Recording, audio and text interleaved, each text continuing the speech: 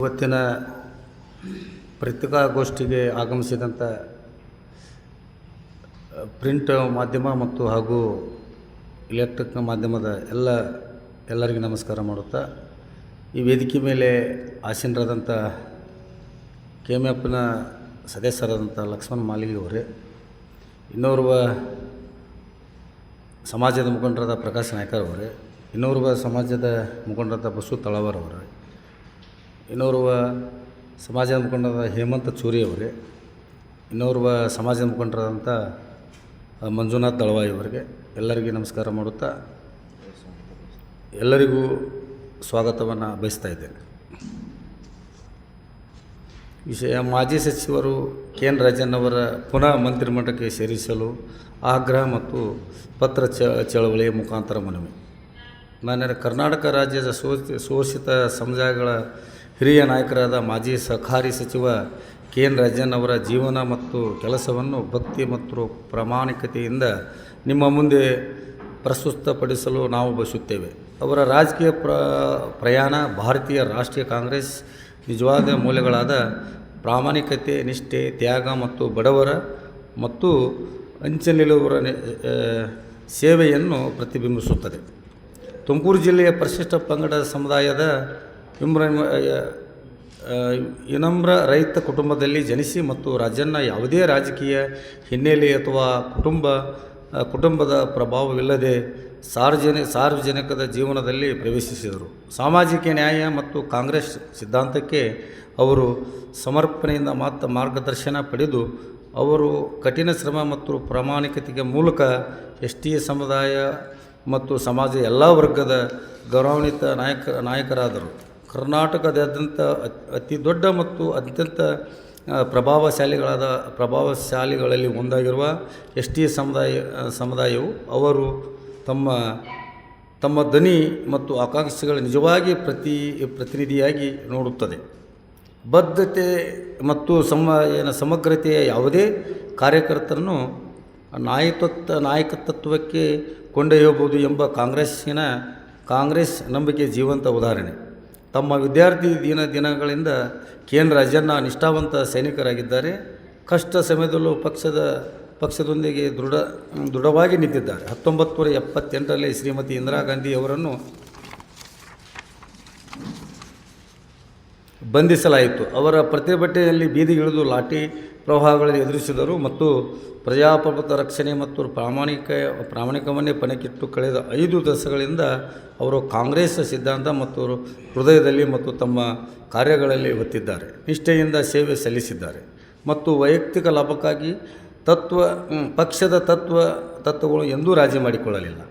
ಸಹಕಾರಿ ಕ್ಷೇತ್ರ ಅವರ ಸೇವೆ ಅಪ್ರತಿಮವಾಗಿ 5 ಅವಧಿಗೆ ತುಮಕೂರು ಜಿಲ್ಲಾ ಕೇಂದ್ರ ಸಹಕಾರಿ ಬ್ಯಾಂಕಿನ ಅಧ್ಯಕ್ಷರಾಗಿ ಮತ್ತು ಕರ್ನಾಟಕ ರಾಜ್ಯ ಸಹಕಾರಿ ಅಪೆಕ್ಸ್ ಬ್ಯಾಂಕಿನ ಅಧ್ಯಕ್ಷರಾಗಿ, NAFED ನಿರ್ದೇಶಕರಾಗಿ, NAFCEOB ಉಪಾಧ್ಯಕ್ಷರಾಗಿ ಇವರು ಇತರು ಹಲವು ಪಾತ್ರಗಳಲ್ಲಿ ಅವರ ಬಡ ರೈತರ ಉನ್ನತೀಕರಿಸಲು ಮತ್ತು ಸಹಕಾರಿ ಸಂಸ್ಥೆಗಳ ಬಲಪಡಿಸಲು ನಿರಂತರವಾಗಿ ಕೆಲಸ ಮಾಡಿದ್ದಾರೆ. ಅವರ ಅಧ್ಯಕ್ಷತೆಯಲ್ಲಿ ತುಮಕೂರು DCC ಬ್ಯಾಂಕ್ ರೈತರು ಮರಣದ ನಂತರ 1 ಲಕ್ಷದವರೆಗೆ ಸಾಲವನ್ನು ಮನ್ನಾ ಮಾಡಿ ಭಾರತದ ಮೊದಲನೆಯ ಇದು ಜೀವನದಲ್ಲಿ ನೆರವಾಗಿ ಬದಲಾಯಿಸಿದ ಕರುಣೆ ಮತ್ತು ಸಾಮಾಜಿಕ ನ್ಯಾಯ ಕಾರ್ಯವಾಗಿದೆ. ಇಂಥ ಕ್ರಮಗಳನ್ನು ಸಮಾಜದಲ್ಲಿ ದುರ್ಬಲವನ್ನು ನೋಡಿಕೊಳ್ಳುವ ಕಾಂಗ್ರೆಸ್ ಮನೋಭಾವನೆಯನ್ನೇ ಪ್ರತಿಬಿಂಬಿಸುತ್ತದೆ. ಕರ್ನಾಟಕದ ಸಹಕಾರಿ ಸಚಿವರಾಗಿ KN ರಾಜಣ್ಣ ಪಾರದರ್ಶಕತೆ, ಹೊಣೆಗಾರಿಕೆ ಮತ್ತು ಕೇಂದ್ರೀಯ ಉದಾಹರಣೆಗಳನ್ನು ಖಚಿತಪಡಿಸಿದರು. ಸಹಕಾರಿ ಸಂಘ ಕಾಯ್ದೆಯಲ್ಲಿ ಅವರು ಪರಿಚಿತ ಐತಿಹಾಸಿಕ ತಿದ್ದುಪಡಿ ಸಹಕಾರಿ ಸಂಘಗಳ SC ST ಮಹಿಳೆಯರು ಮತ್ತು ದುರ್ಬಲ ವರ್ಗಗಳ ನಿರ್ದೇಶಕರಾಗಿ ಮೀಸಲಾತಿ ನೀಡಿತು. ಇದು ರಾಜ್ಯಾಂತರ ಲಕ್ಷಾಂತರ ಪಕ್ಷದ ಕಾರ್ಯಕರ್ತರು ಮತ್ತು ಅಂಚಿನಲ್ಲಿರುವ ಜನರಿಗೆ ನಾಯಕತ್ವ ಅವಕಾಶವನ್ನು ಸೃಷ್ಟಿಸಿತು. ಇದು ಕೇವಲ ಸುಧಾರಣೆಯಾಗಿರಲಿಲ್ಲ, ಬದಲಾಗಿ ಸಮಾನತೆ ಮತ್ತು ಸಾಮಾಜಿಕ ನ್ಯಾಯದ ಕಾಂಗ್ರೆಸ್ ಸಿದ್ಧಾಂತಕ್ಕೆ ಅನುಗುಣವಾಗಿ ಸಬಲೀಕರಣ ಕ್ರಿಯೆಯಾಗಿತ್ತು. ರಾಜಕೀಯವಾಗಿ ಅವರು ಜನರ ವಿಶ್ವಾಸವನ್ನು ಪದೇ ಗಳಿಸಿದ್ದಾರೆ. ಅವರು 3 ಬಾರಿ ಶಾಸಕರಾಗಿ ಮತ್ತು ಒಮ್ಮೆ MLC ಆಗಿ ಆಯ್ಕೆಯಾಗಿದ್ದಾರೆ. ಎಲ್ಲರೂ ST ಸಮುದಾಯಕ್ಕೆ ಸೇರಿದವರಾಗಿದ್ದರೂ ಸಹ ಜನರು ತಮ್ಮ ಪ್ರಾಮಾಣಿಕತೆ ಮತ್ತು ಸೇವೆಗಾಗಿ ಜಾತಿ ಅಥವಾ ಹಿನ್ನೆಲೆಯಿಂದ ಅವರನ್ನು ಬೆಂಬಲಿಸುತ್ತಾರೆ ಎಂದು ತೋರುತ್ತದೆ. 2023 ವಿಧಾನಸಭಾ ಚುನಾವಣೆಯಲ್ಲಿ ಅವರು ಮಧುಗಿರಿ ದಾಖಲೆಯ 35,000 ಮತಗಳ ಅಂತರದಿಂದ ಗೆದ್ದರು. ಹಾಸನ ಜಿಲ್ಲಾ ಉಸ್ತುವಾರಿ ಸಚಿವರಾಗಿ ಅವರು ಕಾಂಗ್ರೆಸ್ ಕಾರ್ಯಕರ್ತರನ್ನು ಹುರಿದುಂಬಿಸಿದರು. ಹಿಂದುಳಿದ ವರ್ಗ, ಎಸ್ಸಿಗಳು, ಎಸ್ಟಿಗಳು ಮತ್ತು ಅಲ್ಪಸಂಖ್ಯಾತರನ್ನು ಒಲಿಸಿದ್ದರು ಮತ್ತು ಅನೇಕ ಅಸಾಧ್ಯವೆಂದು ಭಾವಿಸಿದ್ದನ್ನು ಸಾಧಿಸಿದರು. ಮಾಜಿ ಪ್ರಧಾನಿ ತವರ ಕ್ಷೇತ್ರವಾಗಿರುವ ಸಹ 25 ವರ್ಷಗಳ ನಂತರ ಹಾಸನ ಲೋಕಸಭಾ ಸ್ಥಾನವನ್ನು ಮರಳಿ ಪಡೆದರು. ನಿಮ್ಮ ನಾಯಕತ್ವದಡಿ ನಡೆದ ಈ ಗೆಲುವು ಕಾಂಗ್ರೆಸ್ ಪುನರ್ಜೀವನ ಮತ್ತು ರಾಜಣ್ಣ ಜಿ ಅವರಂಥ ನಾಯಕರು ದನಿಯರಿಯದ ತಳಮಟ್ಟದ ಕೆಲಸ ಎರಡನ್ನೂ ಪ್ರತಿಬಿಂಬಿಸಿದರು. ಎಲ್ಲದಕ್ಕಿಂತ ಹೆಚ್ಚಾಗಿ ರಾಜಣ್ಣ ಅವರು ಅನನ್ಯವಾಗಿಸುವುದು ಅವರದು ಒಂದೇ ಒಂದು ಕಳಂಕವಿಲ್ಲದ ಶುದ್ಧ ರಾಜಕೀಯ ಜೀವನ.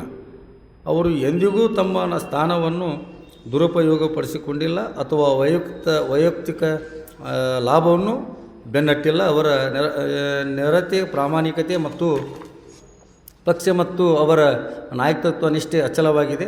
ಅವರು ಗಾಂಧಿ ಕುಟುಂಬ ದೃಷ್ಟಿಕೋನಕ್ಕೆ ಆಳವಾಗಿ ಬದ್ಧರಾಗಿದ್ದಾರೆ. ಕಾಂಗ್ರೆಸ್ಸಿನ ಮಾತ್ರ ಭಾರತದ ವೈವಿಧ್ಯತೆಯ ಒಗ್ಗೂಡಿಸುವ ಮತ್ತು ರಕ್ಷಿಸುವ ಶಕ್ತಿ ಇದೆ ಎಂದು ನಂಬುತ್ತಾರೆ. ರಾಜಕೀಯದಿಂದ ಅವರು ಹೋದರೂ ಸಹ ಅವರ ಸೇವೆ ಮುಂದುವರುತ್ತಿದೆ. ಅವರು ಶಿಕ್ಷಣಕ್ಕೆ ಅತ್ಯುನ್ನತ ಪ್ರಾಮುಖ್ಯತೆಯನ್ನು ನೀಡಿದ್ದಾರೆ.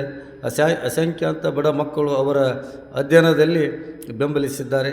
ಮುಂದಿನ ಪೀಳಿಗೆಗೆ ಅವರು ಎಂದಿಗೂ ಸಿಗದ ಅವಕಾಶಗಳನ್ನು ಹೊಂದಿದ್ದಾರೆ ಎಂದು ಖಚಿತಪಡಿಸಿಕೊಂಡಿದ್ದಾರೆ. ಅವರು ಯಾವಾಗಲೂ ಬಡವರ, ಶೋಷಿತರ ಮತ್ತು ಅಸಹಾಯಕರ ಪರವಾಗಿ ನಿಂತಿದ್ದಾರೆ. ಅವರನ್ನು ಸಮಾಜದ ಮುಖ್ಯವಾನಿಗೆ ತಂದಿದ್ದಾರೆ.